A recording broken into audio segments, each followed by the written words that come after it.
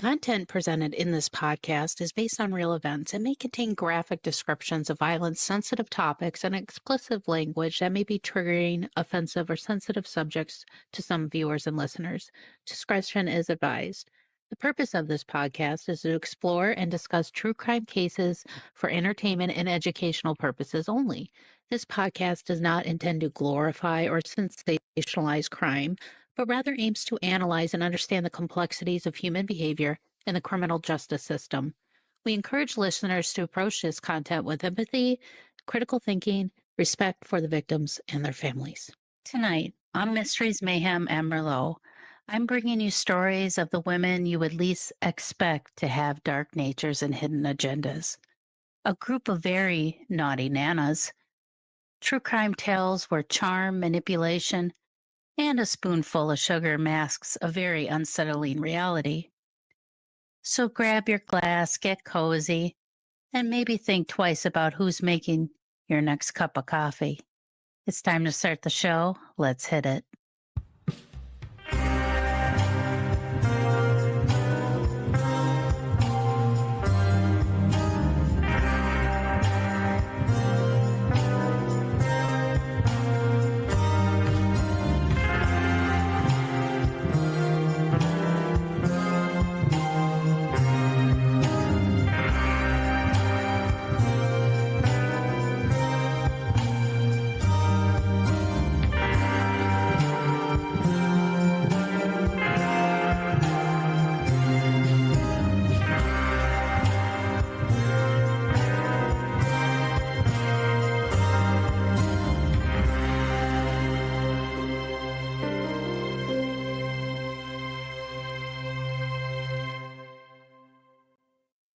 Hi, and welcome to another episode of Mysteries, Mayhem, and Merlot. I am your host, Winnie Schrader.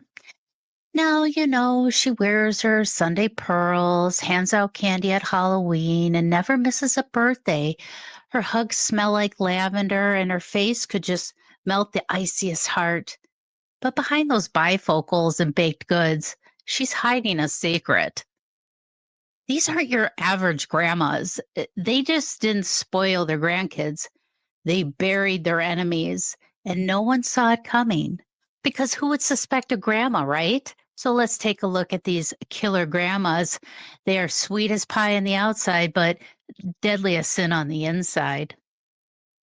She looked like any other sweet little grandma. Rosy cheeks, a kind smile, and a fondness for romance novels. But behind that cheerful giggle was a deadly secret. Over the course of nearly 3 decades, Nannie Doss left a trail of death and destruction across the American South, poisoning husbands, children, sisters, and even her own mother, and all with a smile. So what drove this Southern belle to become one of the most twisted serial killers in American history? Nannie Doss's story is one of the strangest, not because of the body count, but because of the mask she wore while doing it. A mask of sweetness, a mask of love, and behind it, a cold-blooded killer with a twisted sense of humor. Now, Nannie Doss was born Nannie Hazel in Blue Mountain, Alabama in 1905. One of the 5 children, she grew up in a strict, repressive household ruled by a domineering father who forbade his daughters from wearing makeup, going to dances, or even having any fun. At the age of 7, Nannie suffered a head injury in a train accident. She would later blame this for her persistent headaches and mental instability, a red flag we've seen in many serial killers from Richard Ramirez to John Wayne Gacy. By the age of 16, she had dropped out of school and married her first husband, Charlie Braggs. It was a whirlwind romance after all. She loved her romance novels and those heartthrob columns in True Confession magazines. But real life didn't match that fantasy. 4 children, a crumbling marriage, and soon, suspicions of death. 2 of those daughters died under very mysterious circumstances. Now, Charlie Braggs was the only husband who made it out alive. He suspected Nannie of poisoning their daughters and left her, taking their surviving children with him. But Nannie wasn't done. She married Frank Harrelson in 1929, a man who she met in a Lonely Hearts column. The pattern begins here. She'd woo men with letters full of flattery and promise, lure them in with pies and pillow talk, then poison them when they disappointed her. Frank was an alcoholic and abusive, and after 16 years, Nannie decided enough was enough. She mixed rat poison into some corn whiskey. He died painfully, but Nannie, she just giggled. Her third husband, Arlie Lanning, lasted only a couple years.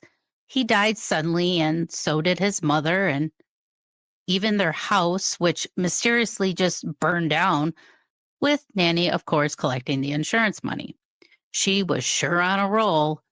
In total, Nannie would marry 5 times, with at least 4 of her husbands dying suspiciously, plus 2 children, 2 sisters, her mother, a grandson, and a mother-in-law. Each death came with a smile.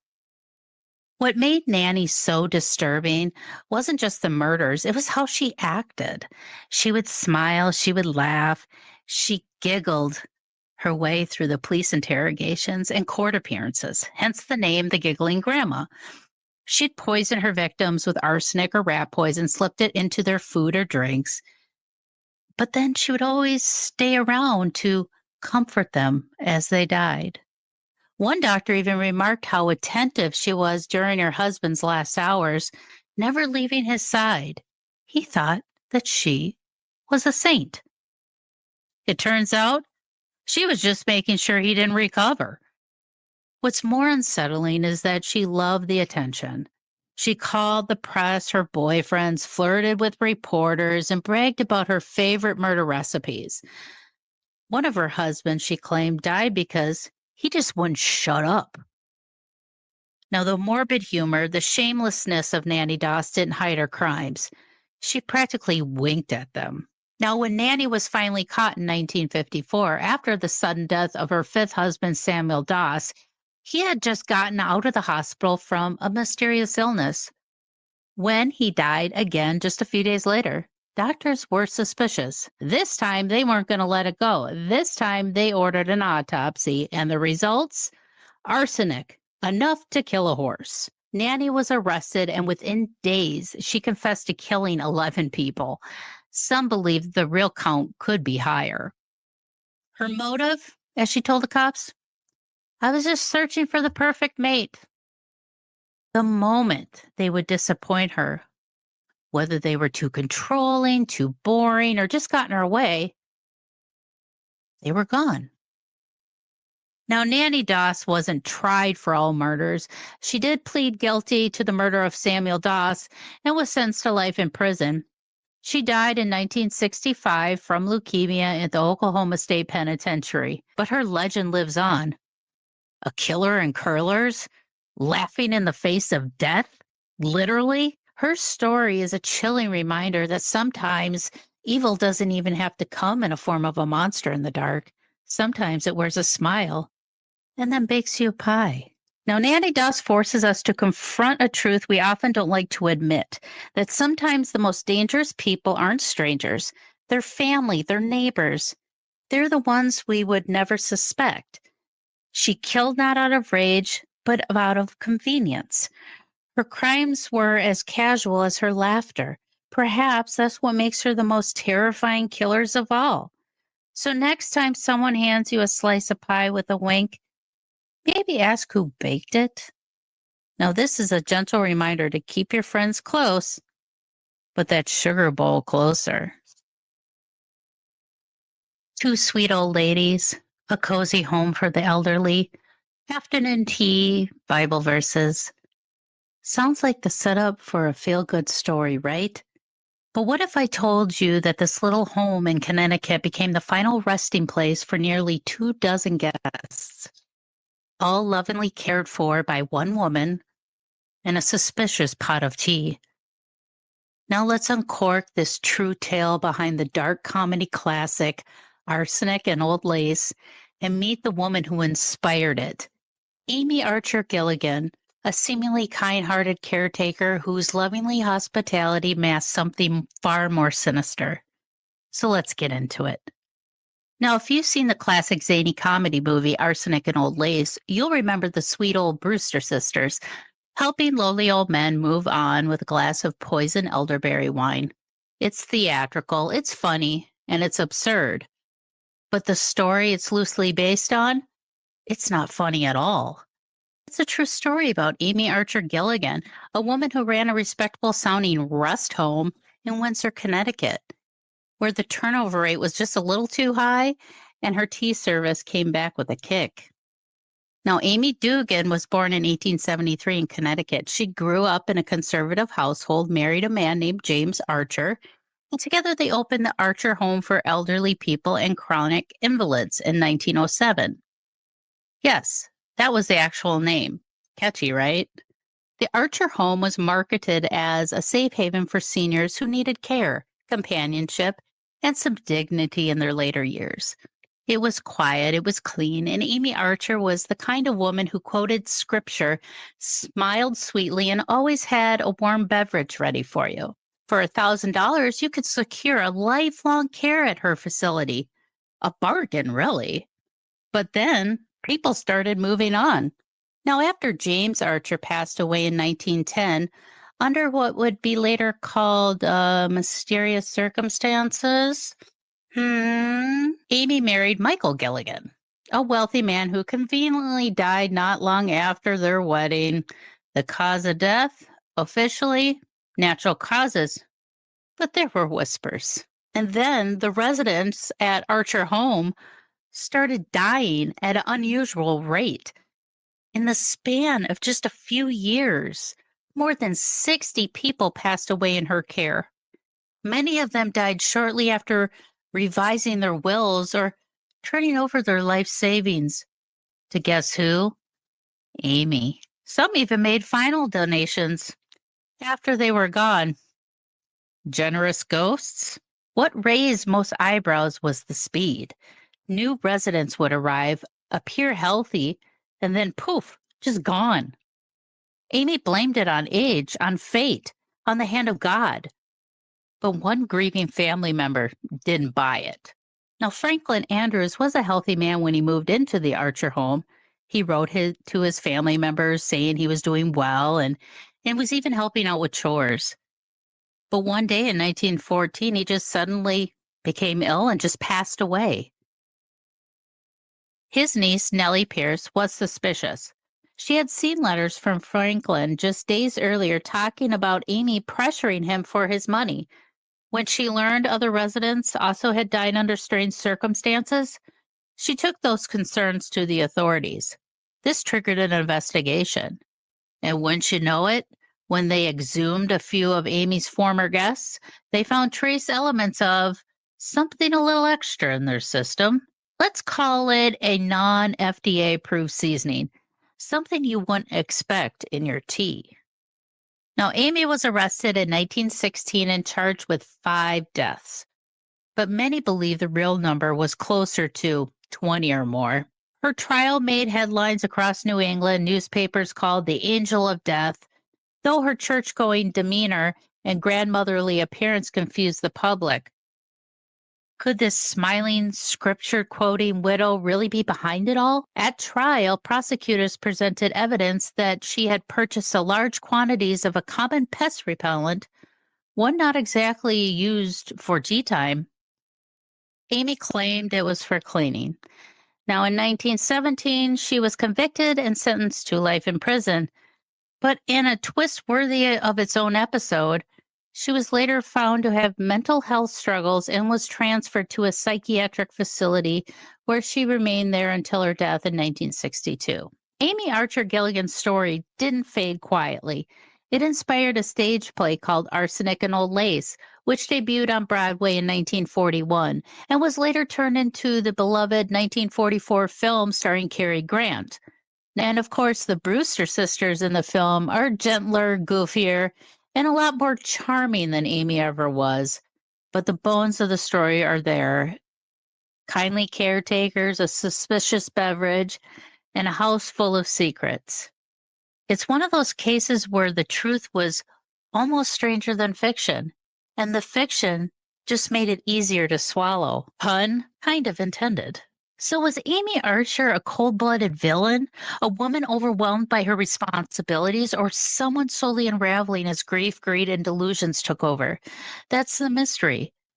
But here's one thing we know: when people show you who they are, even if it's hidden behind lace curtains and a teacup, believe them. Are you standing at a crossroads in love, life, or purpose? I mean, Mercury is always in retrograde, am I right? But do you crave clarity, a connection to something deeper? Well, welcome to Love and Lotus Tarot, where intuition blooms and guidance flows. Whether you're seeking answers about relationship, career moves, or just a spiritual path, my tarot readings go beyond the surface to help you uncover your truth. Now, here at Love and Lotus Tarot, this just isn't about the cards. It's about connection, empowerment, and rediscovering your magic by illuminating your path. You'll get one-on-one personalized readings with me either by phone or video or in person if the opportunity is there. And if we do a video session, I'll even record it for you and send you a link. That way you can download it and keep it as kind of a tarot journal.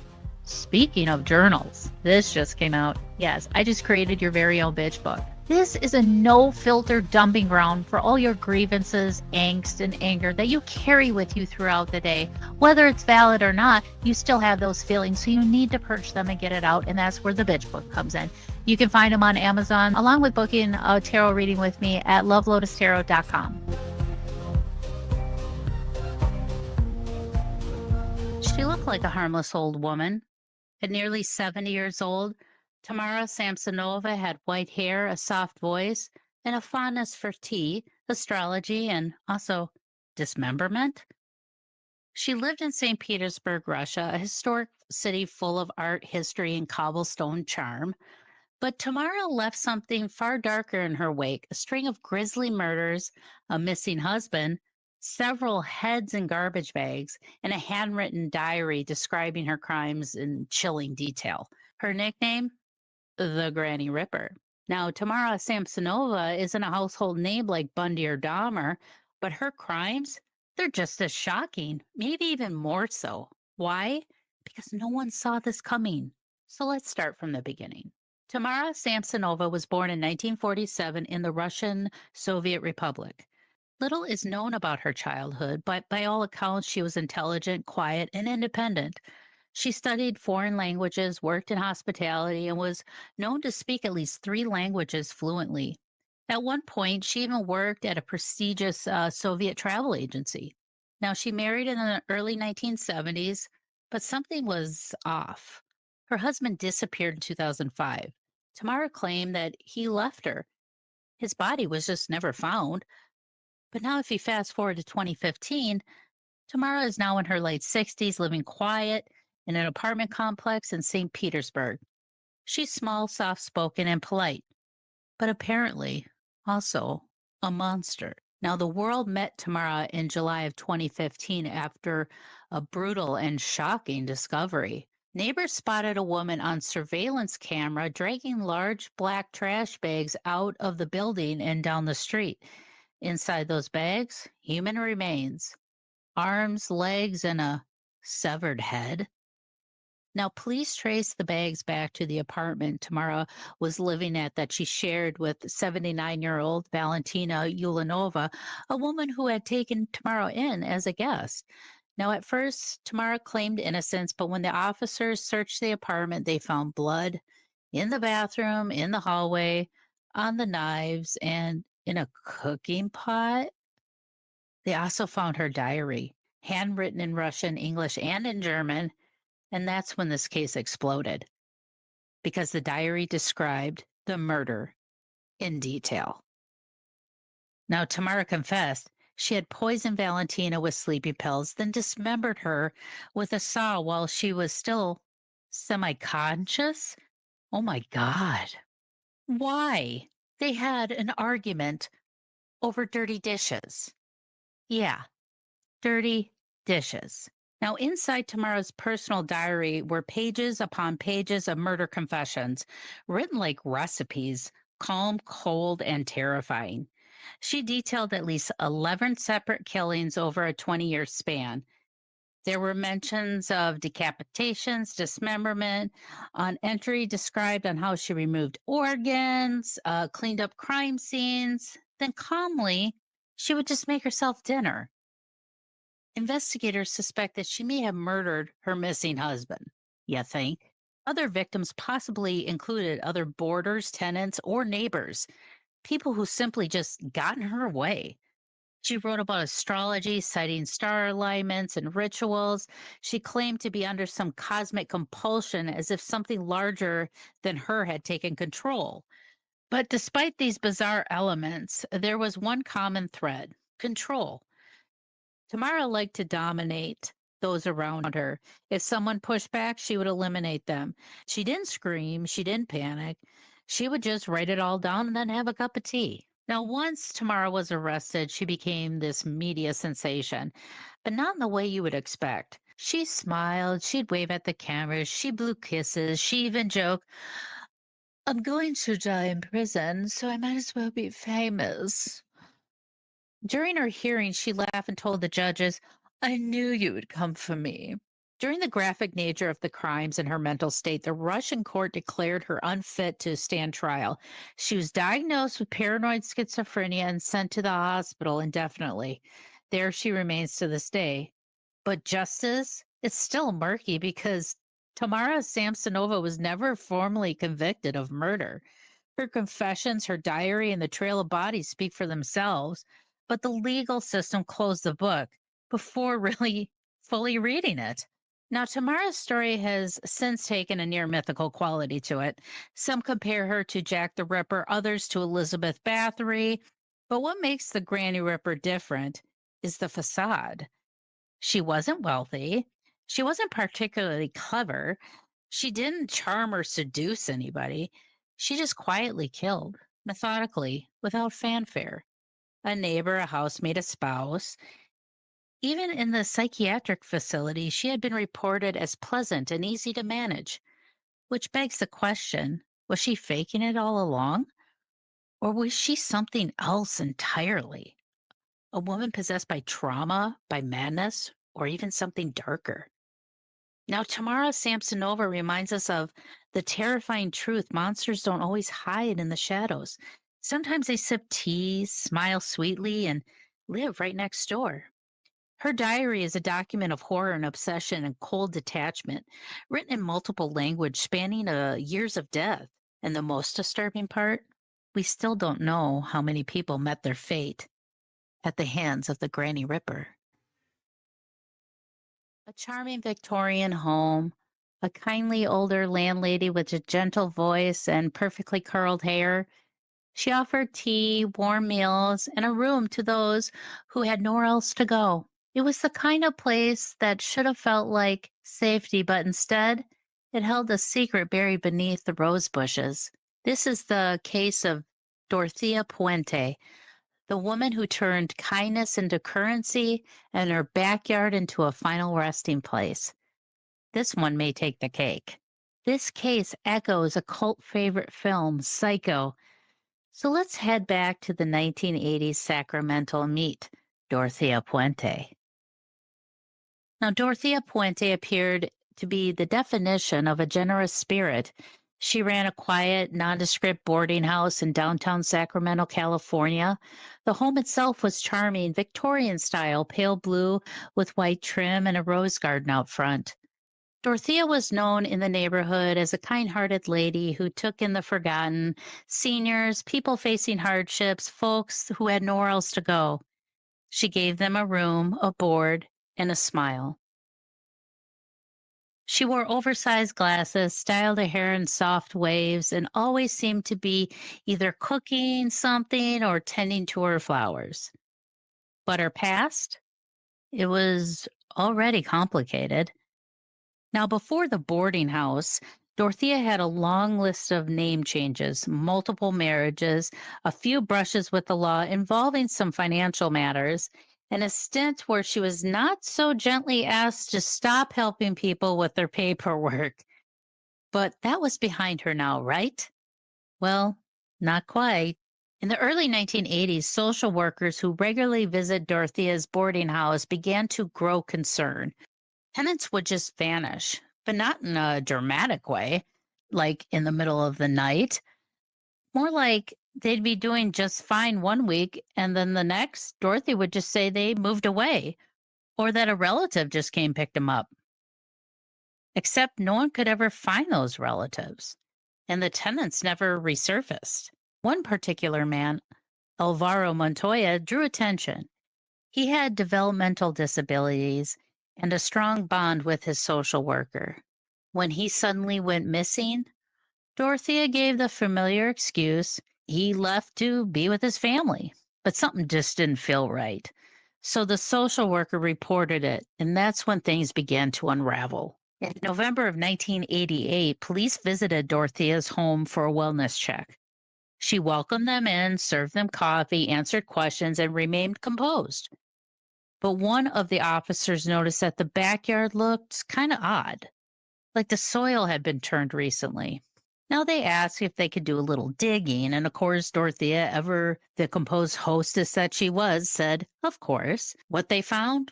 Well, it sure as hell wasn't gardening. As one officer put it, we just stopped counting after the third discovery. The entire property was searched, and over the course of several days, 7 individuals were located, each buried in carefully dug plots. Neighbors were stunned, friends were horrified, reporters scrambled for answers. And where was Dorothea? Gone? She had quietly slipped away during the initial investigation, taking a taxi to Los Angeles, checking into a motel under a false name. But her face was already on TV, and a man at the bar recognized her and called the police. Dorothea was arrested within days. Now, Dorothea Puente was charged with multiple counts. Her defense argued that she wasn't responsible, that others had helped her, and she was misunderstood, and a woman simply just trying to care for those in need. Are you kidding me? But the evidence spoke louder than words. Checks were still being cashed under the names of the missing. Medications were found that didn't match the needs of those who had lived in the house. And in 1993, she was convicted of 3 charges and sentenced to life without parole. She died in prison in 2011 and still insisting she had done nothing wrong. But the investigators and the families and her boarders never bought it. Now, Dorothea Puente became a symbol of twisted appearances. The smiling grandmother figure who concealed the dark truth behind her apron. Her house, it still stands, renovated, repainted. Some say it carries an uneasy energy. And the most haunting part of the whole case, no one truly knows how many people stayed at that house and never left. She didn't use force. She didn't cause a scene. Her charm was her cover, much like the fictional sisters in Arsenic and Old Lace, except this time it wasn't a farce. It was very, very real. Dorothea Puente is the proof that the most unsettling mysteries don't come from haunted mansions or foggy forests. As we have proven tonight, they bloom in backyard gardens, behind picket fences, and in rooms painted soft shades of pastels. They didn't look the part. They didn't even raise suspicions. But in their quiet little lives, tragedy unfolds, and no one noticed it until it was far too late. Thanks for joining me tonight on another episode of Mysteries, Mayhem, and Merlot. And if you love this story, leave a review, share it with your mystery-loving friends, and don't forget to check your tea for that extra ingredient. Until next time, thank you so much, and I hope to see you all next week. Thank you for joining me for another episode of Mysteries, Mayhem, and Merlot. And until our next case, my armchair detectives, stay safe, stay vigilant, and stay aware. I'll see you right here next week on Mysteries, Mayhem, and Merlot.